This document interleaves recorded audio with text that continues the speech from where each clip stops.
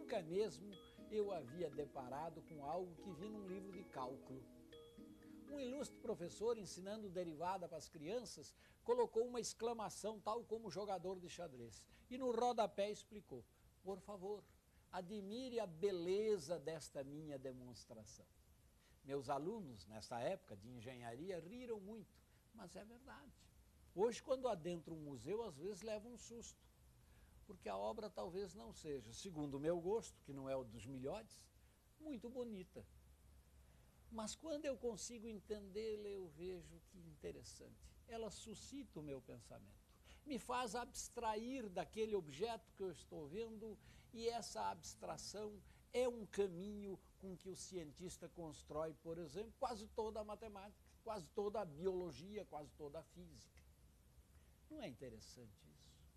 Esta beleza intrínseca no fazer científico é muito semelhante àquela beleza que nós sentimos ao admirar uma obra de arte. Há uma beleza intrínseca, não só na matemática, mas nas ciências. E essa beleza não é muito diferente daquele seu sentido estético quando olha a obra de arte. Ambas deram resposta a problemas que o mundo nos impõe, mas estas respostas foram construídas com certo sabor, com certa abstração. Ela foi para além do objeto visto, além do objeto desenhado, além da teoria descrita. Ela mexeu com o nosso coração, com o nosso sentimento, com a nossa capacidade de enlevar-se, com a nossa capacidade de abstrair e ver nessa abstração, como do poeta, como do pintor, como do físico, como do cientista, o belo, a beleza intrínseca da construção, que não é da tinta, não é da escultura, nem é da teoria, é do homem.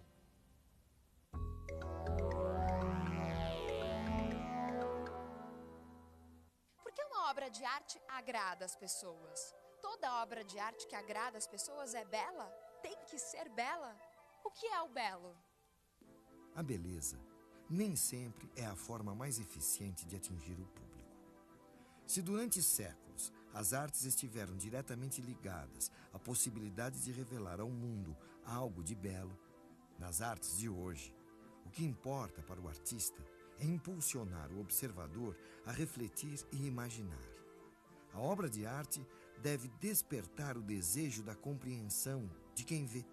Assim, o impacto pelo belo foi substituído pelo estranhamento, que instiga a curiosidade e o desejo de participar. Um artista era avaliado por seu poder de criação, mas também segundo os critérios da maestria artesanal. A possibilidade da fotografia retratar fielmente o que se vê e a reprodução em série, proporcionada pelo avanço industrial, entre outras razões, levaram os artistas a buscarem novas formas de expressão. Ao espectador cabe agora não apenas o deslumbramento diante da beleza de uma pintura ou escultura. Ele deve desvendar o que aquelas obras significam, penetrar nos sentidos e nas ideias sintetizados pela experiência do artista.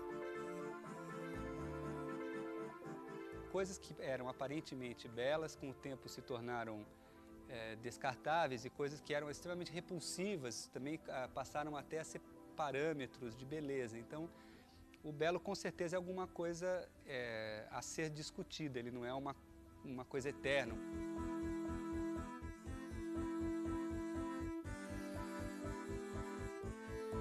O naturalismo é uma coisa histórica, né? Ele nasce na Grécia, ele termina na Idade Média, ele ressurge na Renascença e ele termina no modernismo. Ele também não é um parâmetro eterno do belo. Eu acho de toda forma que a arte trata de algum modo do belo, de alguma coisa que é agradável, que as pessoas querem ver, querem se medir com aquilo, querem exercer o seu juízo sobre aquilo, né? Agora, eu acho que não é possível fazer o belo sem botar o belo em questão, né? Então é esse um pouco o paradoxo da arte, né? Só faz o belo quem contesta o belo, um pouco isso. Mas e na matemática? O que é o belo? Para entender isso melhor, vamos viajar até a Grécia Antiga e tentar entender o que pensavam os filósofos gregos a respeito do belo e da matemática.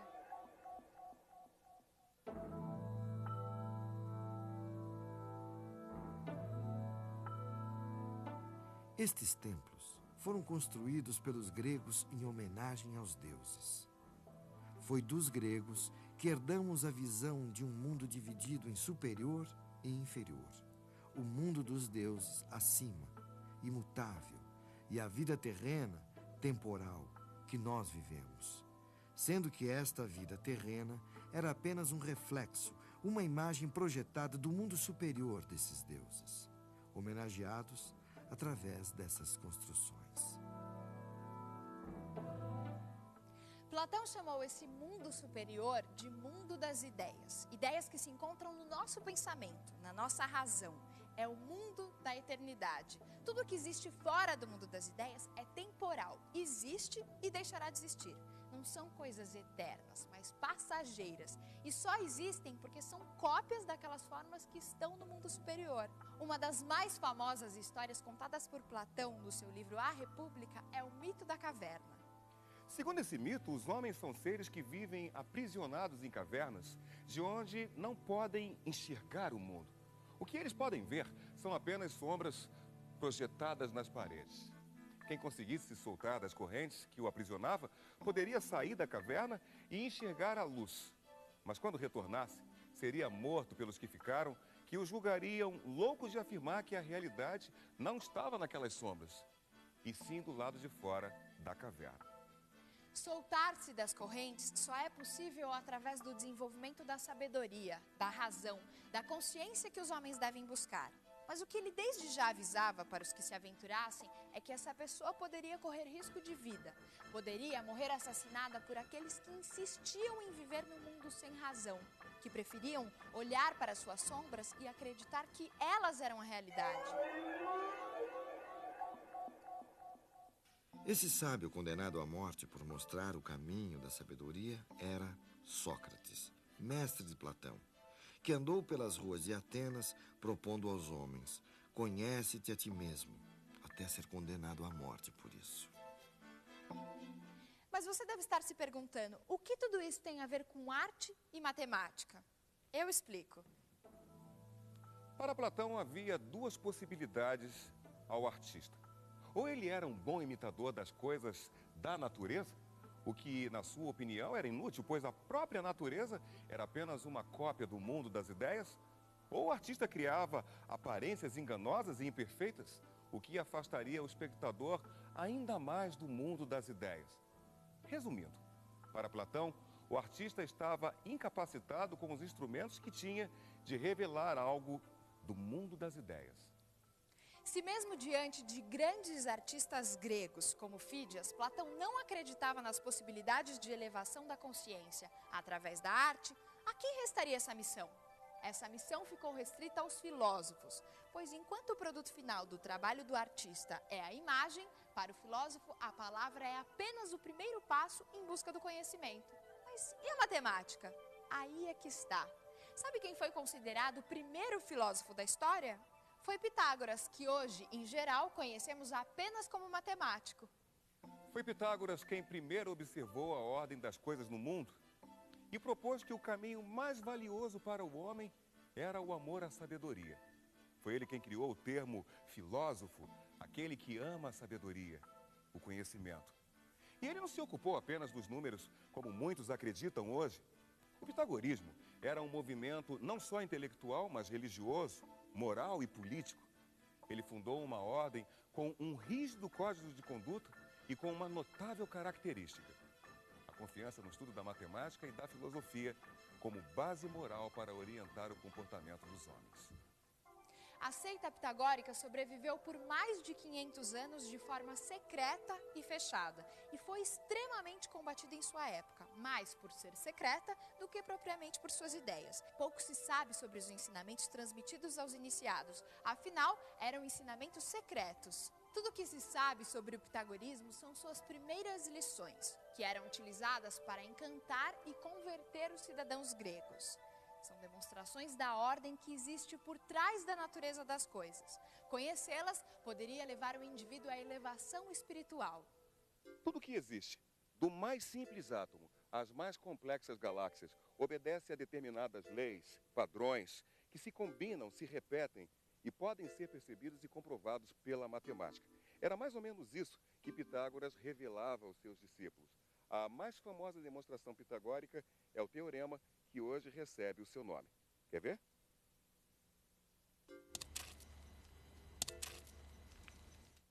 Partindo da percepção de que qualquer objeto atraído pela Terra forma com o eixo horizontal este ângulo, que foi chamado de ângulo reto, Pitágoras desenvolveu seu célebre teorema que pode ser sintetizado pela fórmula matemática a ao quadrado, mais b ao quadrado é igual a c ao quadrado.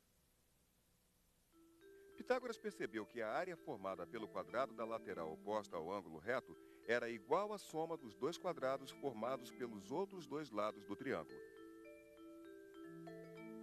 Essa propriedade não variava conforme os ângulos do triângulo, desde que um fosse reto.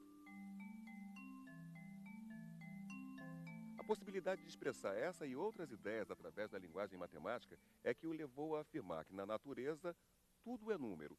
Ele tem uma importância transcendental em toda a história da humanidade, porque ele mostrou que é possível fazer matemática por meio de demonstração, logicamente, por meio do raciocínio. Ele, de fato, descobriu a essência da matemática, como até hoje nós as entendemos. Pitágoras achava que os números naturais existem, não na nossa cabeça, mas existem na realidade, como essa mesa. Ser o número 1 seria sensacional, porque você envelhece, você morre. O número 1 é eterno, não tem espaço nem tempo. Todo matemático que aceita isso, que a matemática não é uma construção nossa, não é uma criação nossa, mas é a descoberta de um mundo que está fora do espaço, está fora do tempo, a gente costuma dizer que é uma coisa, que esse matemático é um pitagórico, não estrito senso que pertence à escola de Pitágoras, mas é um pitagórico no sentido que aceita que o matemático é um descobridor e que existem entidades abstratas fora do espaço e do tempo. Voltando àquela nossa questão, o que tudo isso tem a ver com arte e matemática? Toda a obra de Pitágoras que nós já vimos deu origem à filosofia, à matemática e possibilitou o incrível progresso das ciências no Ocidente.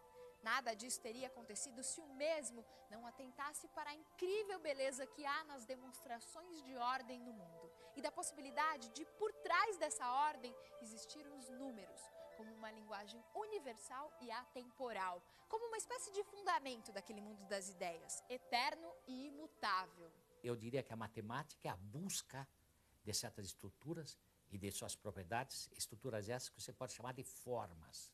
O universo inteirinho, por trás das coisas, existem certas formas. Essas formas que unificam, essas formas que dão sentido à nossa experiência. E a finalidade básica do matemático é exatamente a busca desse tipo de beleza, que é uma beleza que se manifesta nas estruturas matemáticas, nas demonstrações dos teoremas relativos a essa estrutura, da mesma maneira, por exemplo, que um físico estuda fenômenos físicos, um biólogo estuda certos seres. A matemática é a ciência básica, é uma ciência básica e a beleza da matemática está por trás e subjacente à beleza de todas as outras ciências. Na década de 1970, surgiu um movimento artístico chamado conceitual. Nele, a ideia é preponderante e a forma das obras é secundária, podendo ser efêmera, precária, despretensiosa, desmaterializada, e o observador é impulsionado a refletir, a imaginar. Assim, a arte conceitual exige do espectador mais do que o deslumbramento diante de algo belo. Exige também a sua participação mental. A obra só se realiza inteiramente na cabeça de cada observador. Essa expressão artística também ficou conhecida por arte como ideia.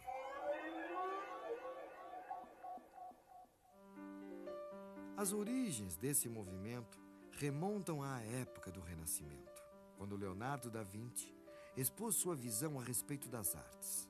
Segundo ele, a pintura não deveria ser apenas uma experiência visual, e sim uma ciência mental, como a filosofia e a matemática. Para ele, a pintura não era apenas o que estava no quadro, mas o que a imagem suscita na mente do observador.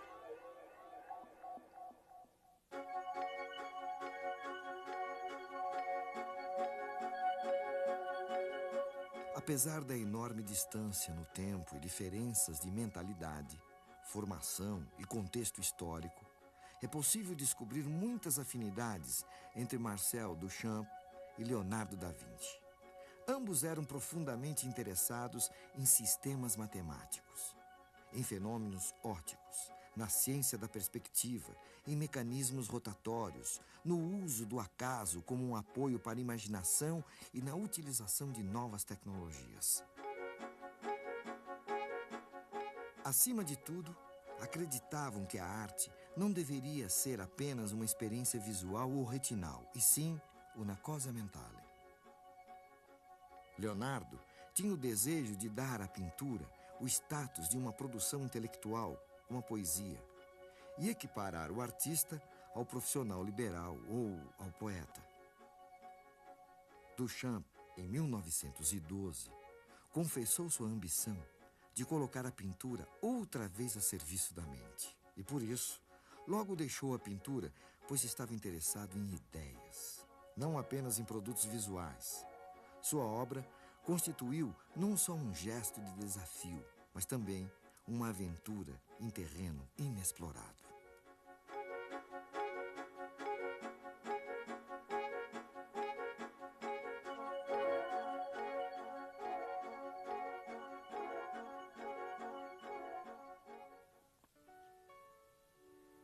Observem esta obra.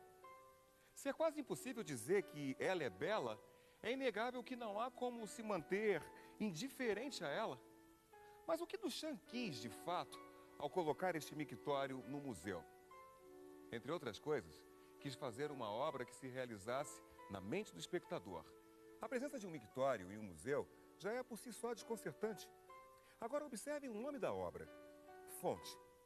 Duchamp cria aqui um trocadilho entre o nome e a obra que leva o espectador a um tipo de reflexão pouco usual quando estamos, por exemplo, diante de um retrato.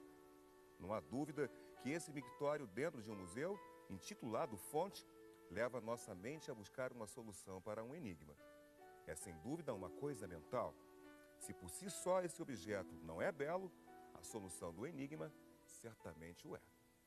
Duchamp abriu espaço para a arte conceitual, as instalações, a participação do observador na obra de arte, que ele considerava fundamental, e sobretudo para a difícil procura da verdade na arte contemporânea, que vai além da harmonia das formas.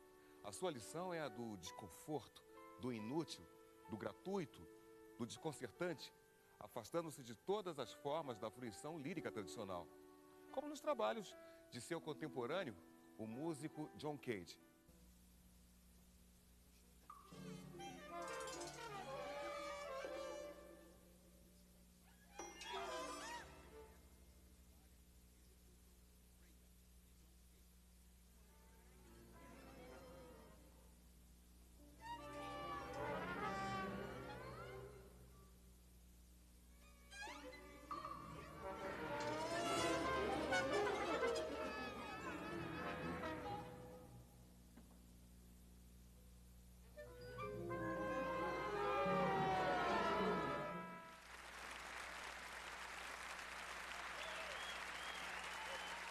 Os trabalhos de Duchamp mudaram o paradigma da arte contemporânea. My idea was to choose an object that wouldn't attract me either by its beauty or by its ugliness. To find a point of indifference in my looking at it, see?